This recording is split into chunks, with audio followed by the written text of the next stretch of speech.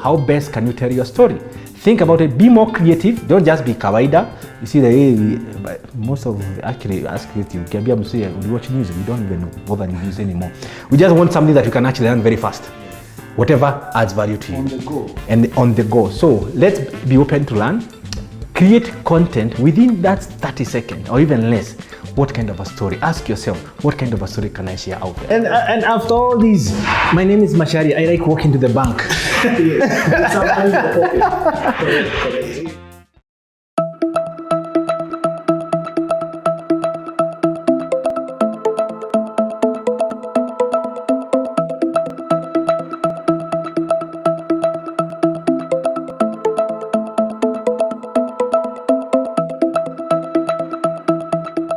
Hello everybody and welcome to this first edition of a series of interviews by Karakana, where we are going to be dwelling a lot on content creation. So we are talking about videography, we are talking about infographics, we are talking about bloggers, we are talking about vloggers, we are talking about photographers, and many more professionals who are in the content creation, digital marketing, and content marketing space.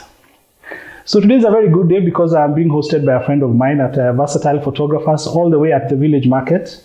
And so we have none other than David Macharia. Unaendeleaje? Mimi niko poa. Okay. How was Christmas?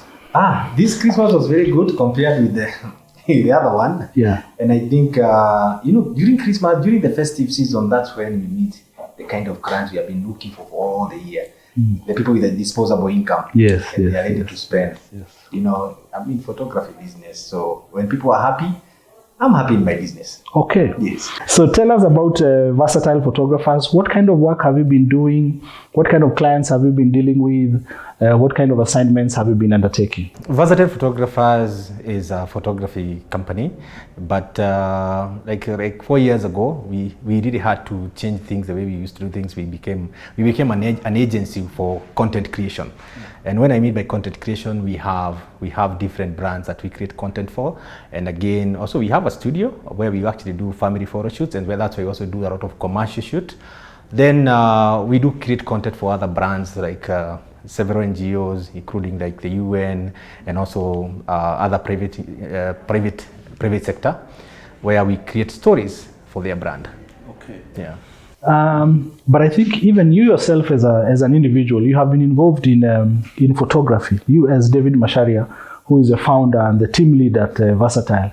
What have you been doing? Are you still doing weddings? Have you been doing family shoots? Where have you been traveling? What kind of work have you been doing? If you start from there, now me I think I'm a cocktail of the photography business, because you can imagine when we started the company back in the year 2007, we had a lot of inquiries, because everybody see the camera, they expect you to do the kind of photography that they expect.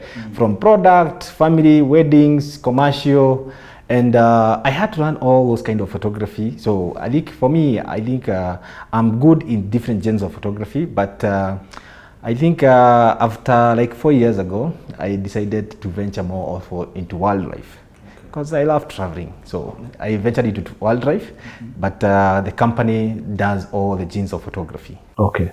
Now, before we get to wildlife, I just wanted you to tell us a little bit about just this space here at Village Market, your studio here. How is the setup like? What kind of clientele do you handle here? What kind of photo shoots happen here? Because perhaps one of the people watching could be your client. Yes. What happened, the reason we decided to come actually to the mall is because the convenience of our clients. Remember, when we started, we used to be actually in CBD. Then we usually have a lot of issues with parking and all that. Then we realized, let's bring our clients somewhere that is more reliable, where they can actually be able to park as they do other things. And this space, what we do mostly, we do family photo shoots. Yeah, because I think my business is a product of family. So, we started from weddings. That's where you started. Yeah, then again, after the wedding, definitely the baby comes. So we started the journey with a lot of our clients back in the year 2007. And that's the journey we have been capturing the milestones of our clients. And at the same time, we also do commercial shoots here. Like in case you have something that you need to actually like product, meaning we actually do them here at Village Market. Okay. Yeah. Interesting. Now, let's get to matters content creation. Aka inspiration ka wildlife na conservation. How did it come about, and when did this spark light? First of all, most of us, we learn photography in a very funny way. Yeah? Online, buying magazines, watching calendars, YouTube. And YouTube. So I think wildlife photos is what fascinates me when I see wildlife pictures. And again, the moment I got an opportunity to go to Masai Mara back in the year 2007, I fell in love with wildlife stuff. But unfortunately, I didn't have the kind of equipment that I needed, because I realized wildlife photography is not a cheap thing. Yeah? So actually, I revisited the project back in 2015 after I was commissioned by Obama visit. At this nilikuwa na pesa kidogo, I could actually be able to purchase the kind of big lenses that you actually see me with. And I went back to Masai Mara. That was one of the best parks I think I wanted to go.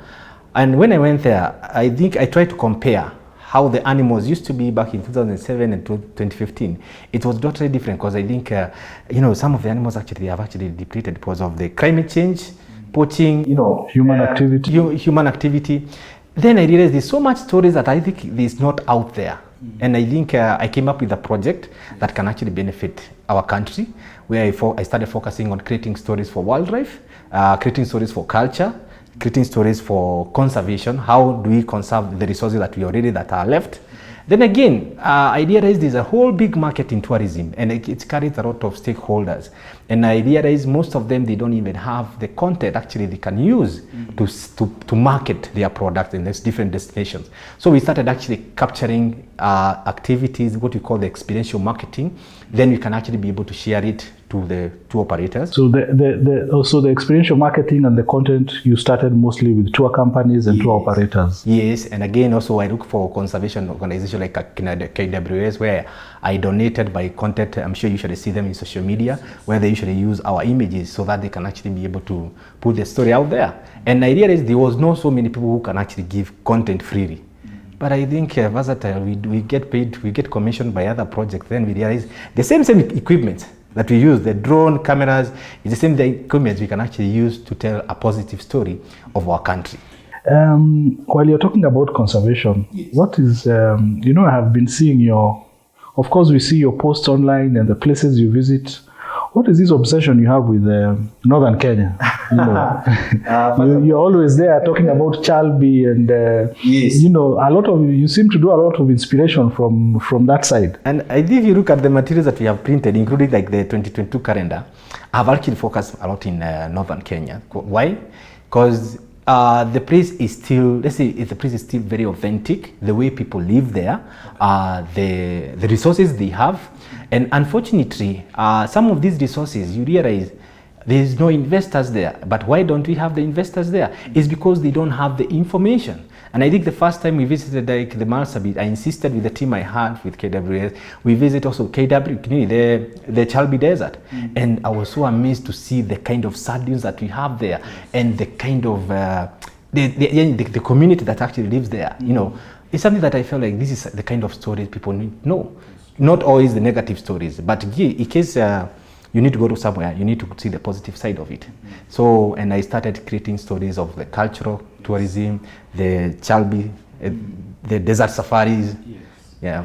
So now, what are some of you've mentioned you've worked with KWS.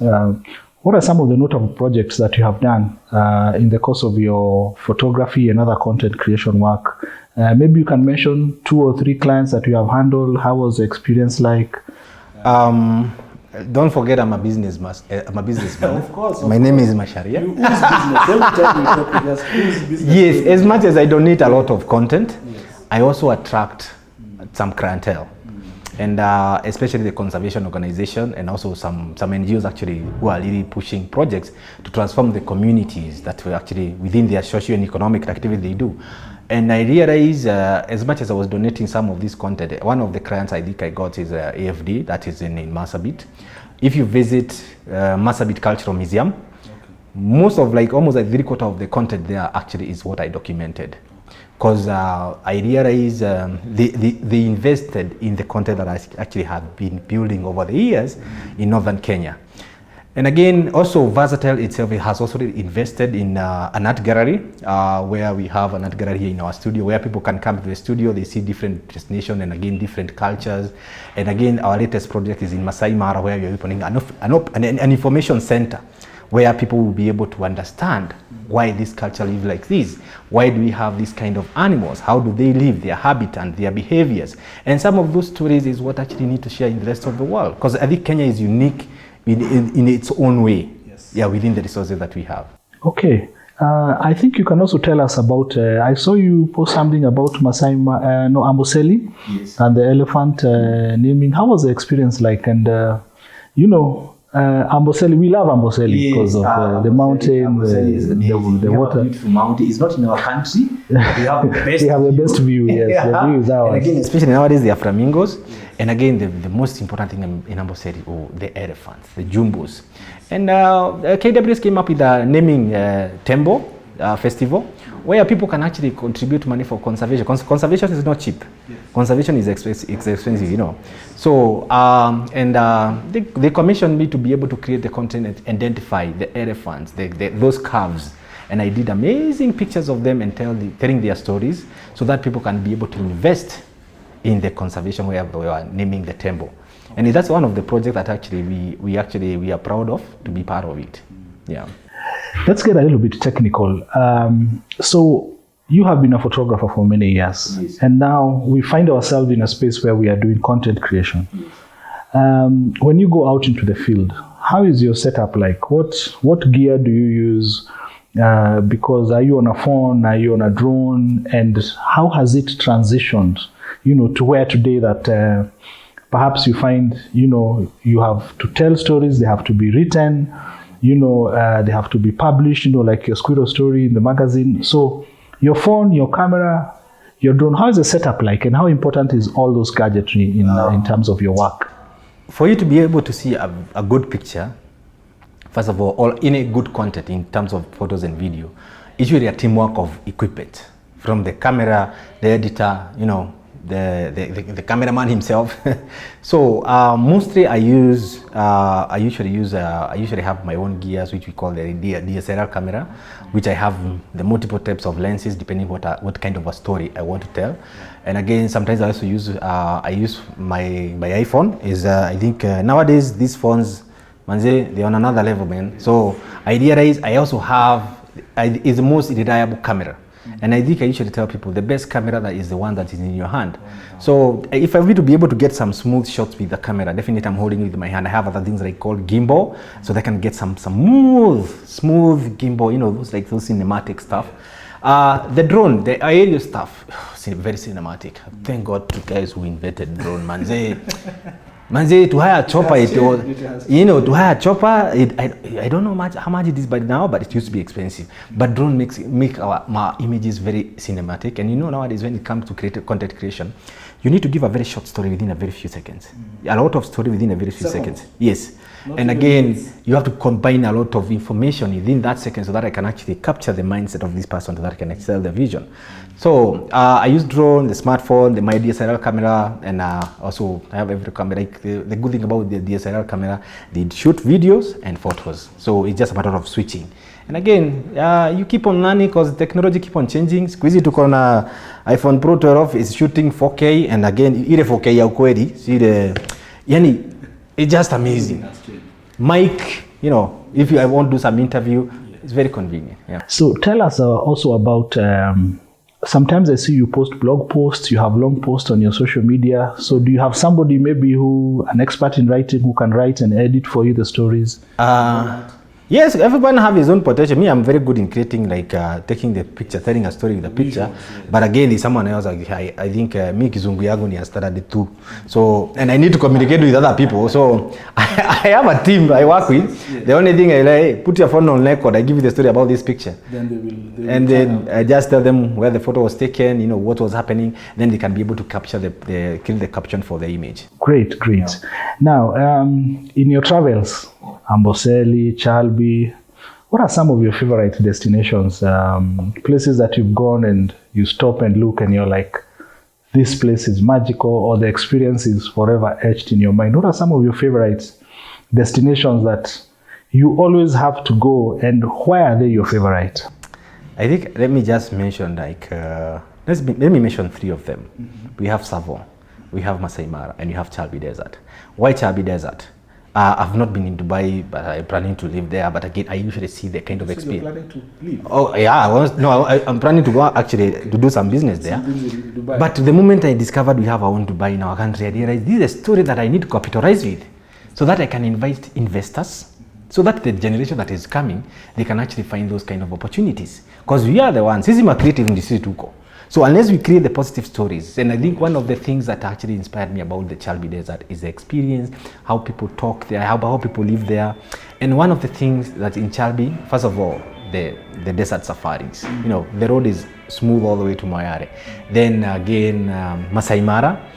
I fell in love with that place because of the community who live there, very friendly people. And also, I realize also, like in Masai Mara, there's a lot of animals, a lot of wildlife, which have so much stories to tell.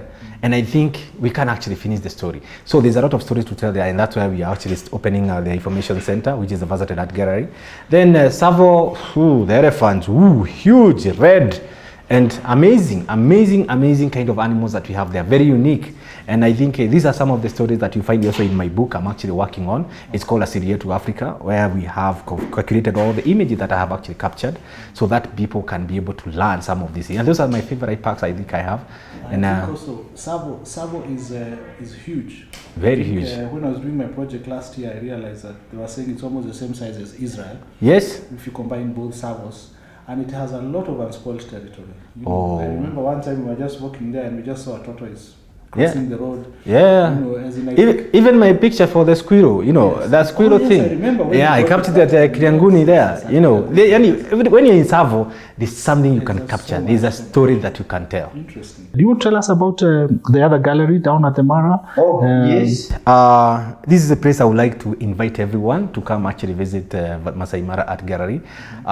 Is not just an art gallery, it's an information center where we have the kind of images that we have put there, where we can actually get the stories of different animals, like the lions. You realize the lions, they live with pride. You know, how does this pride started? You know, so that information is very crucial. And again, for us to be able to sell this country, we have to create some of those content so that people can understand how the community live. And again, how do we have these things that we have in this country, the history of these things. And that some of those things is what we really need to actually be able to tell out there. Because some of these stories, most of the foreigners are the one who comes here and tell those stories.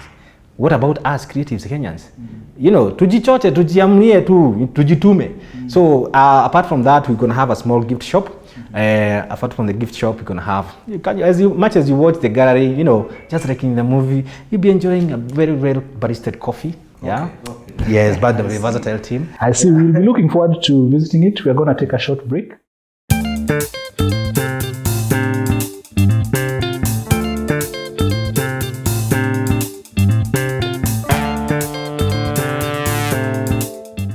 am very curious, even as a graphic designer, which is my original training, about your book, which I know I have also been involved here and there. Tell us about this book. Exactly what are you trying to do? What impact are you looking for? As I train other students, I usually tell them to look up to someone. And I think so that either they can mentor them or they can learn from their mistakes. And one of the things I fall in love when I started learning photography is what I see other photographers have accomplished in their journey. And one of the things that really inspired me for most of the creatives, especially the photographer who does a lot of content in wildlife and stuff, they have products like the books, calendar, you know, the exhibitions. And I think I was so inspired, and I said, I also want to be among the Africans. You know, it doesn't have to be only the foreigners who can actually be able to actually publish their own book. So I decided to come up with my own book, which I called it A Syria to Africa, which means like our African heritage, yes. Which focuses on the wildlife, the culture we have in this country, and again, how best you can conserve this. It's also an educational book where people can actually be able to learn how best we can actually conserve what we have. Then again, how do we promote tourism? It actually promotes some of the destinations that I have visited. If you look at it, you can actually see some place like Chalbi and a very beautiful captions so that you can actually be able to understand the places. The Savo, why do we have those huge bulls of elephant that have like, they are brownish in color, red in color? It's because of the soil. If you look at them, Samburu elephant, Masai Mara elephant, All different colors. they are all different colors. But you see, most people, they might not actually understand it. So I decided to come up with this book as an educational thing. Then again, I like one of these couple, I met them in Canada online, and they wanted to get married in a Maasai culture. So they came here, we booked them in Momboseri, and they did a very nice traditional Maasai wedding. And trust me, those pictures were actually trending in Canada because people saw our country in a different version. So also culture, the best we can conserve it is actually sell this country a lot. And these are the stories that we need to put out there so that people can understand we have a lot of resources that we can actually invest in and actually tell the stories. So tell me, is this book available for sale? Can people order? Yes, apparently for now it's only for order. It's available on order because we don't have a big budget to publish many. So by the time you order, we usually make sure we print it for you, and you can have it as a desk, as a coffee table book, or you can just give it to someone. Interesting. Yes. How many pages is it? It's 100 pages. 100 pages. Yes. Interesting. They are very, very, very nice. Oh, all the places I've visited. Talking about And also we. hunters and the scavengers. Yes, yes. You know, there's this symbiotic relationship between birds. You see, even the flamingo, they used to be in Naivasha. I captured that photo back in the year 2014, Yes. where the flamingo, they used to actually flock there. So, and some of the photos actually have won awards. That like the squirrel, some of them have been published in BBC Wildlife magazine. So these are kind of created images. I call them exclusive images. I remember this trip. That is Savo. They are doing the photography in the wild. Yeah. Yes, I remember that time. Everybody told a different story. Yes, very interesting stories. Yeah. And I can also see your madness showing itself here in the Githeri. Githeri, yeah, Buddha, tumeelewa na hii kitu bwana. How many of you have a picture of Githeri? How do you explain someone in school we eat Githeri, bebe na bosho? You know, apart from create a picture. Actually, I captured that picture in a school. Yeah, the food program for the kids. Program, Yeah. Interesting. Finally, tell us about the calendar. I think it's a project that has really excited you. Yes. This dream came up towards the edge of 2021. I felt like I need to tell more stories about this country. And I remember, as much as you don't invest in those huge calendar anymore because the technology came, nobody buys calendar, but the desk calendar is something that inspires you. Each and every month, you should be inspired by a certain destination with its story. So you can imagine, I came up with the 3 types of calendar. I have the one that have focus on culture, the one have focus on wildlife, yeah, and again Kenyan landscapes. Man, So that means you have 3 different. yes, 3 different sets covered and Culture, wildlife, and landscape. and landscape. And you can actually book. You can make an order for the 3 sets. It's only going for 3,000, and you have a story. With 3,000, I can get 3 sets of calendars. Yes, each and every one is 1,000. Let's just make it cheap. It's only $10. Yeah. Apart from just selling them, actually, yes. we are asking for a support because we are setting up an information center in Masai Mara. It needs a lot of money. It's millions of money to set up that place. But we didn't have, you know how business has been. So we are actually raising funds. The moment you buy that calendar, you will be creating a very huge impact, especially in the community, because we will also be training a lot of guides there how to take photos of the wildlife, because most of the time they are the one with the animals there. They are the custodian. So we'll be training them how they can actually be able to tell their own stories. So when you buy the calendar, you'll be supporting this project. So make sure you support the project. The very interesting thing about all this, like I was saying, is that, you know, sometimes as photographers, we just want to stop at taking pictures. Yes. But I think what I'm getting from you is you don't just take pictures. No. You take pictures, tell your stories about those pictures. Yes. Tell your stories through a book. Yes. Tell your stories through a blog post. Yeah. Long post on social media, on your phone. Yes. Do a video about it. Do an exhibition. Do a Yeah. And after all these, my name is Macharia. I like walking to the bank. Yes. Sometimes the pocket. Correct. Yes. That's very interesting. Yes. And I hope that those of you who are watching, if you're curious about the book, you can get in touch with Versatile. If you want one or any of the 3 sets of calendars, they're available, and you'll be able to order and get your home. How well do you know your country, Kenya? Kenya is one of the beautiful countries we have in Africa.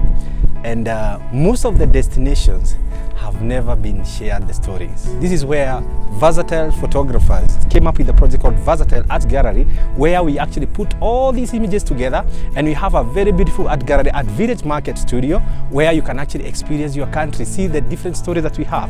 And this year, the year 2022, we have curated authentic images which are very exclusive, and we have put them together, and we have designed a very beautiful desk calendar. We have 3 versions of this calendar. We have the one for the culture experience, we have the one for wildlife. We have beautiful wildlife in this country, and we have the landscapes. The landscapes in this country, they are just amazing. And also, you can actually support this project by purchasing this calendar for only $10. This is 1,000 Kenya shillings. And you help us tell more stories of our country. Thank you so much. Looking for your support. Make your order now. My name is David Macharia. I am a wildlife photographer at Versatile Photographers. Thank you.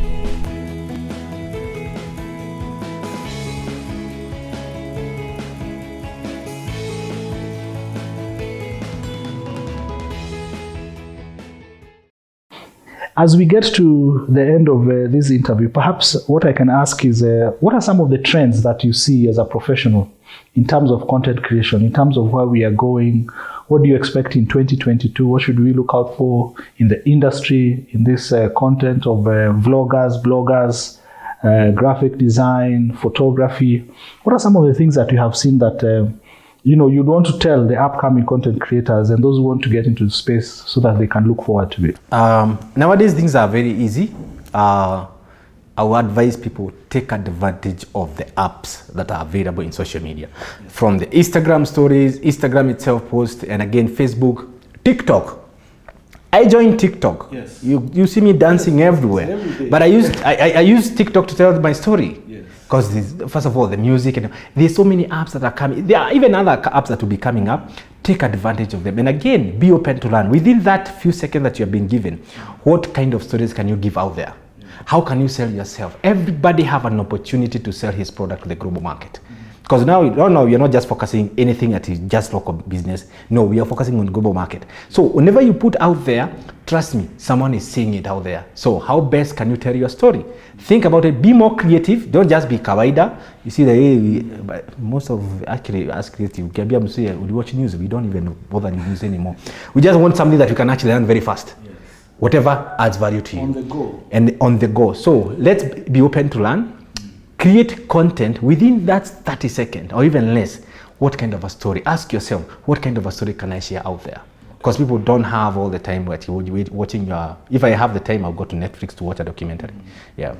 So what do you do to kutoa stress? Yeah. Let me tell you, as a creative, stress na wewe goes like this. Inaendelea na wewe kabisa. Because most of the things, you want to execute some things, you don't have the knowledge of executing them, so you need to team up with people. And sometimes you find out some people, they don't deliver. So you find yourself in a very short, in a corner where you are actually asking a lot of questions. Why did this project never? Because as creative, we create our own project and we put them out there, and we become very uncomfortable. Because as a creative, you have to learn how to be uncomfortable till you deliver. So one of the things that actually helped me, which I find is even very therapeutic, is first of all what I love doing. I'm a photographer.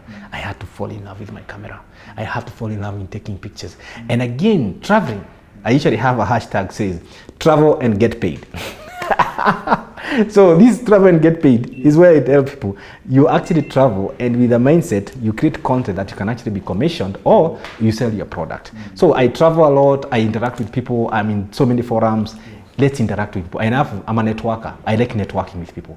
And again, once I network, that's how I invest in what we call the social capital. Because one of the things as a creative should do is to invest in a social capital. Who do you know? Who do you need? Who do you want to work with? You get? Yes. Mutu ni? What? Perfect. Okay. Asante sana, David. Yes. We are very grateful.